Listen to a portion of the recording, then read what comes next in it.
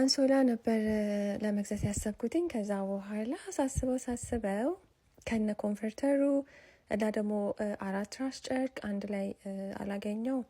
ከዛ በጣም ነው ደስ ያለኝ። 2 አንሶላ አለው። ያው አንደኛው ፊትድ ሺት ነው የሚባለው እሱና ከዛ ደግሞ ከላይ የሚለበሰው ማለት ነው እሱን አንድ ላይ እና ኮንፈርተር በጣም ነው የወደድኩትኝ ጋይስ። ይሄ የድሮውን ነው የአልጋ ለማንጠፍ በዛው ላሳያችሁ ብዬ ነው። በጣም ነው ጋይስ የወደድኩትኝ። በተለይ 4 ትራስ ጨርቅ አለው አንድ ላይ ማለት ነው። እሱም ማግኘት በጣም ከባድ ነው። ብዙ ጊዜ 2 ነው አብሮት የሚመጣው እንጂ 4 የለም እና በጣም ነው ደስ ያለኝ። 4 ትራስ ጨርቅ አለው እንዳልኳችሁ። ከስር የምታነጥፉት አንሶላ አለ፣ ይሄ ላስቲክ ነገር ያለው ማለት ነው። ፊትድ ሺታ የሚባለው እሱ ካልተሳሳትኩኝ።